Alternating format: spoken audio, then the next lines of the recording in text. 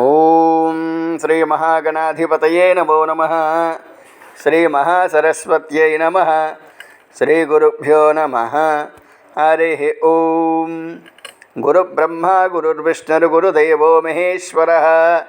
గురుస్సాక్షాత్ పరబ్రహ్మ తస్మై శ్రీ గురవే నమః. సకల సద్గురుదేవతాభ్యో నమో నమః. అందరికీ నమస్కారం అండి. రేపు రాబోయే కార్తీక మాసంలో కొన్ని విశేషమైన రోజులు ఉంటాయి. ఆ రోజులు ఏ ఏ తారీఖుల్లో పడుతున్నాయి, ఏ వారాల్లో పడుతున్నాయి అనే విషయాన్ని మేము ముందుంచే ప్రయత్నం చేస్తున్నామండి. ముందుగా మనకి దీపావళి. ఇది 20/10/2025 ఆశ్వీజ మాసము బహుళ చతుర్దశి తత్కాల అమావాస్య సోమవారం. అంటే మధ్యాహ్నం వరకు చతుర్దశి ఉంటుంది, సాయంత్రానికి అమావాస్య వస్తుంది. కాబట్టి దీపావళి అమావాస్య రాత్రి చేసుకుని అమావాస్య కాబట్టి లక్ష్మీ పూజలు అవన్నీ కూడా రాత్రే చేసుకోవాలండి. అలాగే దీపావళి కూడా 20వ తారీఖు సోమవారం నాడే చేసుకోవాలండి. తర్వాత 21/10/2025 ఆశ్వీజ మాసము అమావాస్య. ఈరోజు మంగళవారం. పితృ కార్యక్రమాలు ఏవైనా ఉన్నట్లయితే ఈరోజే చెయ్యాలండి. అపరాహ్న వేళకి అమావాస్య ఉంది కాబట్టి ఈరోజే చెయ్యాలి. అంతేకాకుండా ప్రతి దేవాలయంలో కూడా ఈ రోజు నుంచి ఆకాశ దీపాలు వెలిగిస్తారండి. తర్వాత 22/10/2025 కార్తీక మాసము ప్రారంభం అండి. ఆ రోజు బుధవారము, శుద్ధ పాడ్యమి. ఈ రోజు నుంచి ప్రతి ఇంట్లో కూడా ఉదయం సాయంత్రం కూడా దీపారాధన చేస్తారు. సాయంత్రం దీపారాధన తులసి మొక్క దగ్గర కానీ లేదా గోడ మీద కానీ దీపం వెలిగించి నమస్కారం చేసుకుంటారండి. ఇది నెల్లాళ్ళు ఖచ్చితంగా చాలామంది చేస్తారు. ఎవరైనా కొద్దిగా చేయలేని వాళ్ళు ఉంటే అప్పుడప్పుడు చేస్తారండి. ఇది ఇలా చేయడం మూలాన్ని ఆ ఇంట్లోని యశస్సు, అభివృద్ధి, ఐశ్వర్యం కలుగుతాయండి. తరువాత 25/10/2025 కార్తీక మాసము శుద్ధ చవితి శనివారం. ఈ రోజున నాగుల చవితి. అంటే పాముల పుట్ట వద్దకు వెళ్ళి అక్కడ శుభ్రం చేసి అక్కడ పసుపు నీళ్ళతో చిలకరించి ముగ్గులు పెట్టి ఆ పుట్టనంతా శుభ్రం చేసి అక్కడ నాగేంద్ర స్వామికి పూజ చేసి ఆ పుట్ట దగ్గరే పుట్టలోనే పాలు, చిమ్మిలి, అరటిపళ్ళు ఇవన్నీ సమర్పించి అక్కడ స్వామికి నమస్కారం చేసుకుని మమ్మల్ని మా కుటుంబాన్ని చల్లగా కాపాడు స్వామి అని చెప్పి నమస్కారం చేసుకుని సంతానం లేని వారికి సంతానం ఇమ్మని, సంతానం ఉన్న వాళ్ళకి సంతానాన్ని అభివృద్ధి చేయమని, ఆ తర్వాత వివాహం కాని వాళ్ళకి ఈ సర్పదోషాలు ఏమైనా ఉంటే పోయేటట్టు చూడమని, ఇలా ప్రతి ఒక్కరూ కూడా అక్కడ పూజ చేసుకుని ప్రసాదం తీసుకుంటారండి. ఇలా చేయడం వల్ల ఆ కుటుంబానికి మంచి ఆరోగ్యం అన్ని విధాలుగా కలుగుతుందండి. తర్వాత 27/10/2025 కార్తీక మాసము మొదటి సోమవారము. ఈ రోజున ప్రతి ఒక్కరూ స్వామివారికి శివాలయంలో అభిషేకం చేసుకుంటారు. ఇది చాలా విశేషమైన రోజులు. కార్తీక మాసం నెల్లాళ్ళు చేయవచ్చు. నెల్లాళ్ళు చేయలేని పక్షంలో ఇటువంటి సోమవారాలప్పుడు ఏకాదశి రోజున, పౌర్ణమి రోజున ఈ యొక్క అభిషేకం చేసుకోవచ్చండి. తర్వాత 1/11/2025 కార్తీక మాసము శుద్ధ ఏకాదశి శనివారం. ఈ రోజున చాలామంది విష్ణుప్రీతి కోసమని ఉపవాసం ఉంటారు. అలా ఉన్నవాళ్ళు ప్రతి ఒక్కరూ కూడా స్వామివారి యొక్క ఆశీర్వచనాన్ని పొందుతారండి. తర్వాత 2/11/2025 కార్తీక మాసము శుద్ధ ద్వాదశి. దీనినే క్షీరాబ్ది ద్వాదశి అని పిలుస్తారు. ఈ రోజున సాయంత్రం చేసి తులసి కోట వద్ద తులసి మొక్కతో పాటుగా ఉసిరి మొక్కను కూడా తీసుకుని వచ్చి దానికి పూజ చేస్తారండి. దీనినే బృందావన పూజ అని కూడా అంటారు. ఈ పూజ చాలా అద్భుతంగా ఉంటుంది. శ్రీ మహావిష్ణువుకు చాలా ప్రీతైనది. కారణం కార్తీక దామోదరుడు ఈ మాసమంతా కూడా. అంచేత ఆ కార్తీక దామోదరుడు అటు విష్ణువు ఇటు శివుడు ఇద్దరికీ ప్రీతైన వాడు ఈ కార్తీక దామోదరుడు కాబట్టి అటు హరునికి ఇటు హరునికి కూడా ఆలయాల్లో పూజలు జరుగుతాయండి. తరువాత 3/11/2025 కార్తీక మాసము సోమవారం. ఈరోజు కూడా శివాలయంలో అభిషేకం జరుగుతుందండి. తర్వాత 5/11/2025 కార్తీక పౌర్ణమి బుధవారం. ఈ రోజున చాలామంది తల్లులంతా కూడా ఉదయం నుంచి ఉపవాసం ఉండి రాత్రి చంద్రుని చూసి ఆ తర్వాత ఆయనకి పూజ చేసి అర్ఘ్యాలు ఇచ్చుకొని అప్పుడు ప్రసాదం తీసుకుంటారండి. ఇది కడుపు చలవ కోసం చేస్తారు. అంతేకాకుండా ఆలయాల్లోని జ్వలాతోరణం అని చెప్పని ఒక గడ్డి చుట్టి దానిపైన ఆరుబయట 2 స్తంభాలు పాతి దానికి గడ్డి చుట్టి స్వామివారిని పల్లకీలో పెట్టి పూజ అయిన తర్వాత 3 సార్లు ఈ మంటల్లోంచి తిరుగుతారనమాట అండి. ఇది జ్వలాతోరణం అని చెప్పంటారు. అటువంటి విశేషమైన పూజ ఈరోజు జరుగుతుందండి. తర్వాత 3వ సోమవారం కార్తీక మాసము ఈశ్వర అభిషేకానికి చాలా ప్రీతైందండి. తర్వాత 15/11/2025 కార్తీక మాసము బహుళ ఏకాదశి. శుద్ధ ఏకాదశి నాడు ఉపవాసం లేనివారు ఈరోజు ఉపవాసం చేస్తారండి. తర్వాత 17/11/2025 కార్తీక మాసము 4వ సోమవారము. ఇది ఆఖరి సోమవారం అండి. ఈ రోజున చాలామంది విశేషంగా అభిషేకాలు చేసుకుని ఉపవాసం ఉండి రాత్రి చంద్ర దర్శనం కానీ నక్షత్ర దర్శనం కానీ చేసుకుని భోజనం చేస్తారండి. తర్వాత 20/11/2025 కార్తీక మాసము గురువారము అమావాస్య. ఈ రోజుతో కార్తీక మాసము పూర్తి అవుతుందండి. తర్వాత ఈ 4 సోమవారాలు అయిన తర్వాత 21/11/2025 ఈ రోజున మార్గశిర మాసము శుక్రవారం ప్రారంభమవుతుందండి. పాడ్యమి. దీని పోలీస్ వర్గము అని కూడా అంటారు. ఈ రోజున ప్రతి ఒక్కరూ నదుల్లో కానీ కాలువల్లో కానీ నూతుల్లో కానీ అలాగే అక్కడ దగ్గరలో ఏమీ లేకపోతే ఒక పెద్ద పళ్ళెంలో నీళ్లు పోసుకుని అట్టి డొప్పలు తయారు చేసుకుని దీపాలు వెలిగించి ఆ నదిలో వదులుతారనమాట అండి. వదిలి ఆ తర్వాత ఒక స్వయం పాకాన్ని బ్రాహ్మడికి దానంగా ఇస్తారు. ఇంతటి విశేషమైన మాసము ఈ కార్తీక మాసము. తరువాత ఈ కార్తీక మాసంలో అభిషేకాలు చేసుకుంటూ ఉంటారు చాలామంది. చాలామందికి తెలిసింది పంచామృత అభిషేకం అనే తెలుసు. కానీ 108 రకాలతో అభిషేకం చేయవచ్చండి స్వామివారికి. అందులో ఇప్పుడు ఒక 54 రకాల ద్రవ్యాలు వాటి యొక్క ఫలితము ఏ విధంగా ఉంటుందో మీకు తెలియపరుస్తున్నానండి. ముందుగా ఆవు పాలు. ఆవు పాలతో అభిషేకం చేస్తే సర్వసౌఖ్యము కలుగుతుంది. తర్వాత రెండవది ఆవు పెరుగు. ఆవు పెరుగుతో అభిషేకం చేస్తే ఆరోగ్యము, బలము, యశస్సు. 3 ఆవు నెయ్యి. దీనివల్ల వంశవృద్ధి ఉంటుందండి. 4 పుట్ట తేనె. దీనివల్ల వాక్శుద్ధి, మధుర స్వరము అంటే మంచి మాట. తర్వాత పంచదారతో అభిషేకం చేస్తే దుఃఖ నాశనము, బాధలు పోతాయి.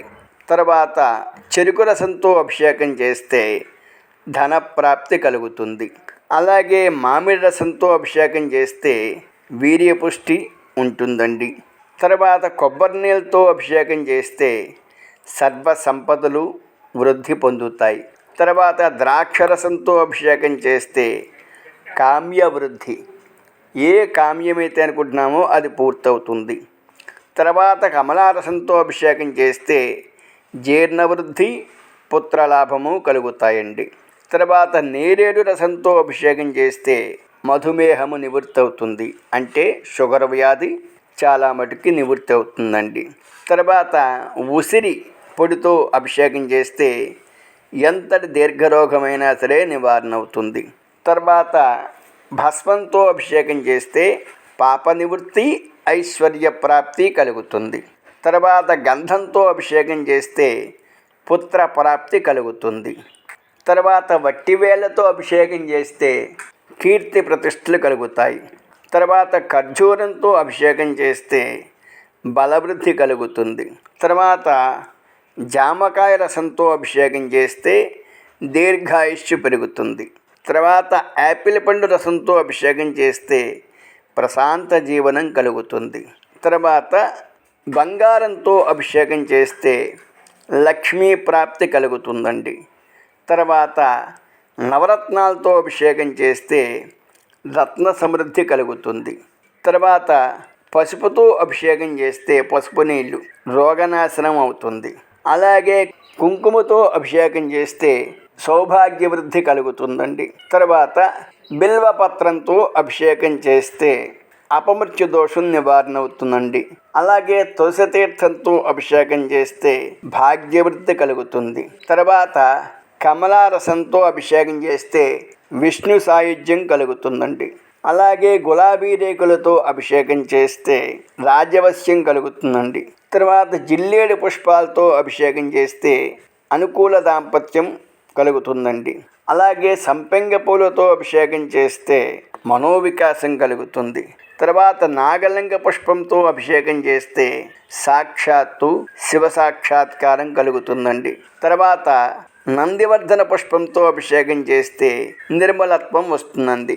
తర్వాత చామంతి పుష్పంతో అభిషేకం చేస్తే ఏమైతే అనుకుంటున్నామో అది ప్రాప్తిస్తుందండి.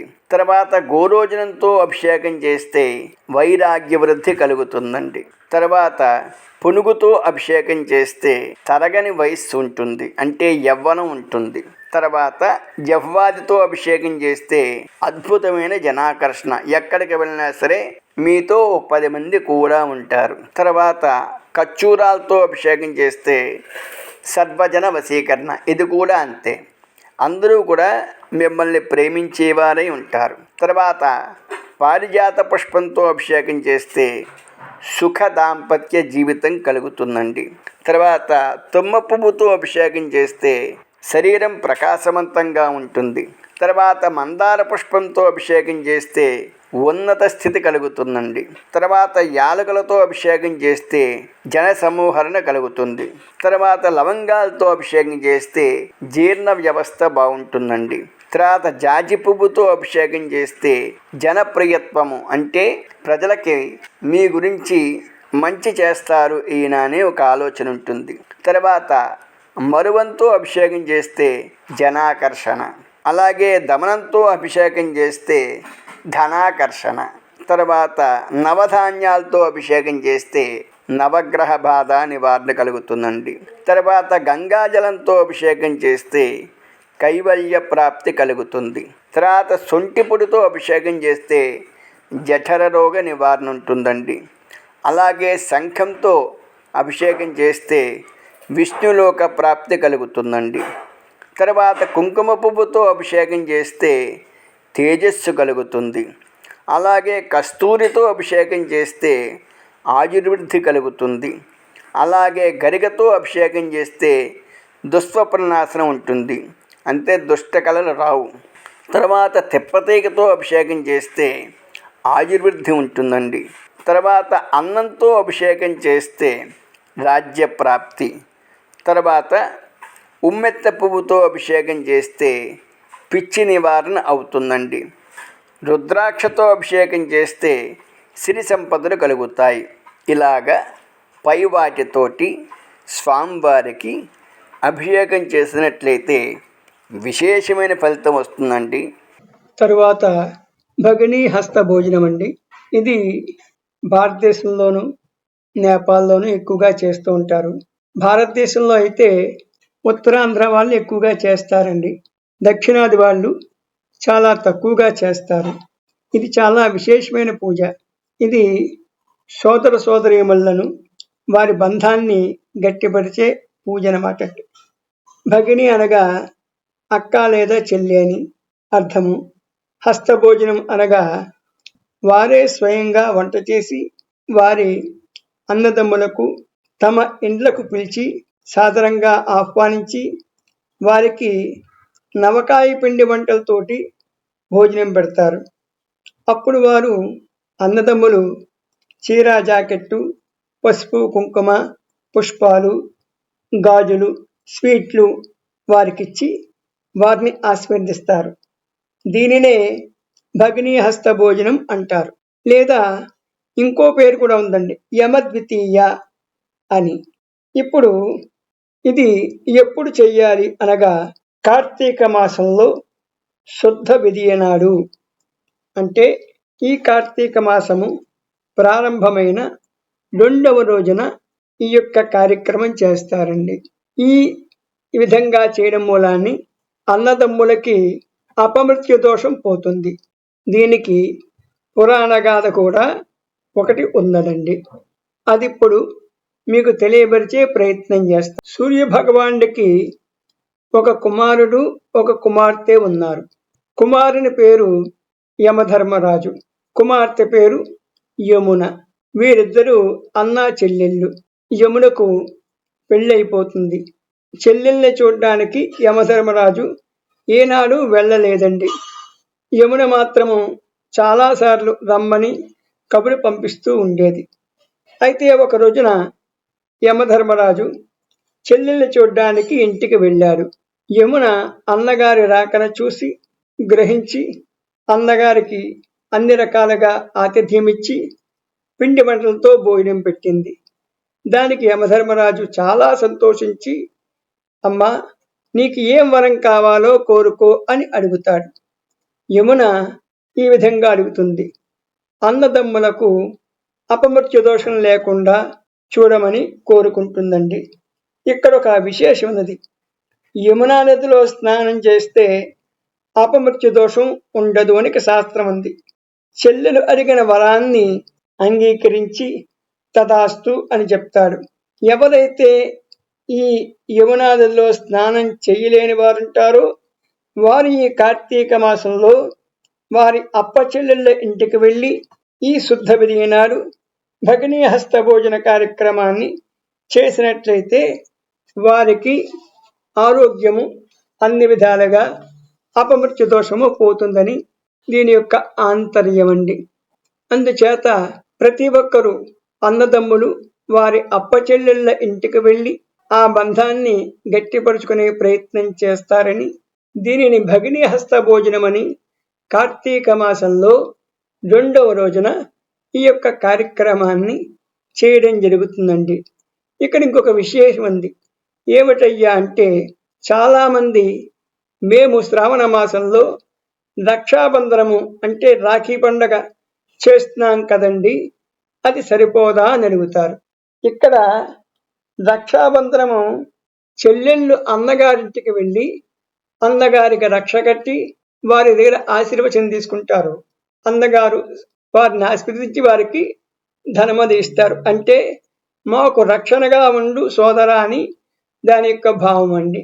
ఇక్కడ ఈ భగినీ హస్త భోజనంలో అన్నగారు తమ్ముడు గారు వాళ్ళే ఈ అక్క చెల్లెళ్ళ ఇంటికి వెళ్ళి అక్కడ వారిచ్చిన ఆతిథ్యాన్ని స్వీకరించి వాళ్ళని దీవిస్తారు. అందుచేత ఈ రెండింటికి వ్యత్యాసం ఇది గమనించమని మనవి చేస్తున్నామండి. ఇది కూడా కార్తీక మాసంలో వస్తుంది కాబట్టి ఇది చాలా విశేషమైన ప్రక్రియ. తర్వాత మీరంతా కూడా మీ దగ్గరలో ఉన్న దేవాలయాల్లోకి వెళ్ళి మీ గోత్రనామాలతోటి అభిషేకం చేయించుకునే ప్రయత్నం చేయండి. అది మీకు మీ కుటుంబానికి కూడా చాలా బాగుంటుంది.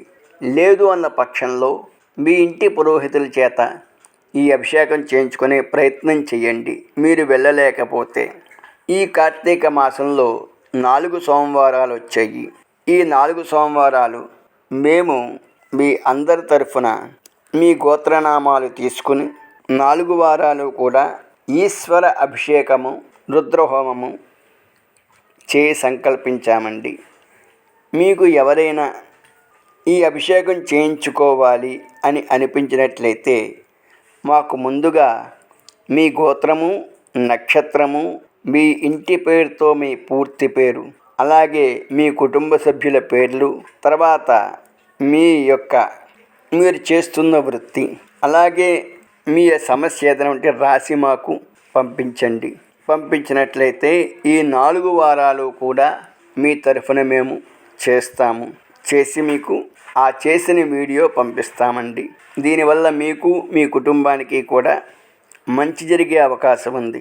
అందుచేత ఆసక్తి ఉన్నవారు, అభిషేకం చేయించుకోవాలి అనుకునేవారు, ముఖ్యంగా ఆరుద్ర నక్షత్రం వారు, తర్వాత సమస్యలతో బాధపడేవారు ఎవరైనా సరే ఉన్నట్లయితే మాకు తెలియపరిచినట్లయితే మేము తప్పకుండా మీకు సహాయపడగలమండి. దానికి యథాశక్తిగా మేము తీసుకుంటాము ధనము. నా పేరు చిట్టెం శ్రీనివాస్ శర్మ, పురోహితులము. నా ఫోన్ నంబరు ఇది వాట్సాప్ నంబర్ అండి, 6304720012. మరి ఒక నెంబరు 9885077984. ఇది శ్రీ గాయత్రి వైదిక స్మార్త ఆధ్యాత్మిక సేవాలయం తరఫున చేయుచున్నామండి. మాకు యూట్యూబ్ ఛానల్ కూడా ఉంది. అది SGVSA సేవాలయము. ఇది యూట్యూబ్ ఛానల్ అండి. ఇందులో ఇటువంటివి ఎన్నో విషయాలు తెలియపరుస్తున్నాము. ఆసక్తి ఉన్నవారు ఈ ఛానల్ని లైక్ చేయండి, షేర్ చేయండి, సబ్స్క్రైబ్ చేసుకోండి. ధన్యవాదాలు. స్వస్తి.